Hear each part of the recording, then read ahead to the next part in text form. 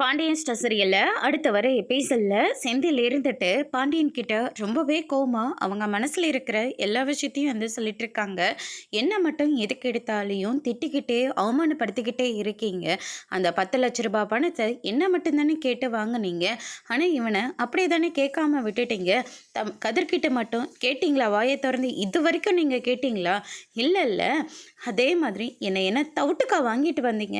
நானும் நீங்க பெத்த பிள்ளை தானே. எப்படி உங்களால் மட்டும் இப்படி பாரபட்சமாக நடந்துக்க முடியுதுன்னு தெரியல அப்படின்னு சொல்லிட்டு பயங்கரமாக பேசிடுறாங்க. ராஜி இருந்துட்டு போதை நிறுத்துங்க மாமா. மாமா கிட்ட கேட்குறதா இருந்தால் நீங்கள் தான் கேட்கணும். அதுக்கு எதுக்காக கதிரை தேவையில்லாமல் உள்ளே இழுத்துட்ருக்கீங்க? கதிருக்கு மட்டும் என்ன பணத்தை கொடுக்கக்கூடாதுன்னு ஆசையா? ஏதாவது ஒரு பிரச்சனை வந்துடுது, அதுக்கு அவரை சேர்த்த காசு எல்லாமே போயிடுது. நாங்கள் ஒன்றும் கொடுக்கக்கூடாதுன்னு நினைக்கல. கொஞ்சம் கொஞ்சமாக பணத்தை சேர்த்து வச்சிட்ருக்கோம், அவ்வளோதான். தேவையில்லாமல் இன்னொரு தடவை கதிரை பற்றி பேசாதீங்க. ஏன்னா நீங்கள் எங்கேனாலும் போய் குடிச்சிட்டு விழுந்து கிடப்பீங்க.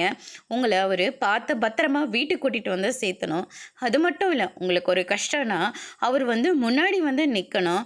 ஆனால் இவரை எல்லாரும் முன்னாடி எப்படி உங்களுக்கு இப்படியெல்லாம் பேச முடியுதுன்னு எனக்கு சத்தியமாக தெரியல அப்படின்னு சொல்லிட்டு ராஜி வந்து ஒரு பக்கம் சொல்லிட்டு இருக்காங்க.